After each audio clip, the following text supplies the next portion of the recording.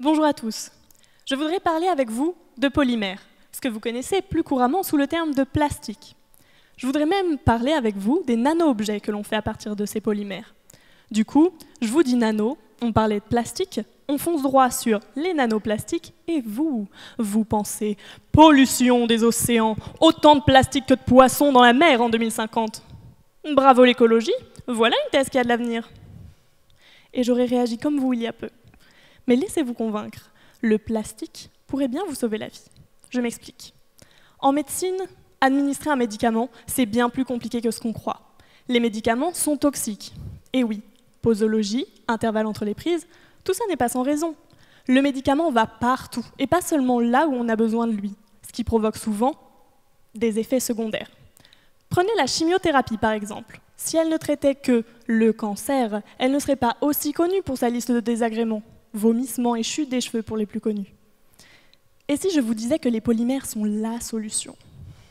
Si on pouvait enfermer le médicament dans des capsules minuscules, et si ces capsules pouvaient circuler dans votre sang pour amener le médicament là où on a besoin de lui, sans qu'il ne s'éparpille? Et si, une fois arrivé à bon port, on pouvait commander à ces capsules de s'ouvrir pour libérer le médicament? Je sais ce que vous allez dire.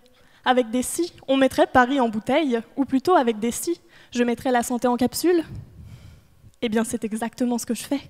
Je fabrique des capsules de polymères et je fais en sorte qu'elles s'ouvrent grâce à de la lumière. Magie?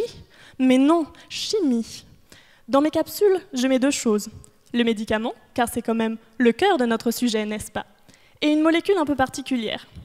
Ces molécules, lorsque je les éclaire avec une lumière spéciale, elles se coupent en deux, en trois, si bien que dans une capsule où il y avait au départ pas grand monde, on se retrouve très vite à l'étroit, surpeuplé. Il y a maintenant beaucoup trop de molécules dans ma capsule et sous la pression, elle s'ouvre et libère le médicament.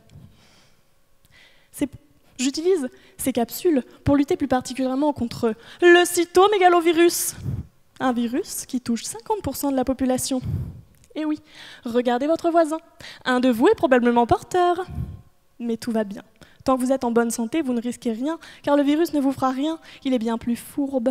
Il attend que vous alliez mal, que vos défenses immunitaires soient fragiles. Et là, il attaque, vous affaiblissant encore davantage. C'est pour lutter contre des maladies fourbes et vicieuses, telles que le cytomégalovirus, que l'on a besoin de chercheurs malins, qui dépassent les préjugés sur les polymères et les utilisent pour sauver votre voisin ou vous.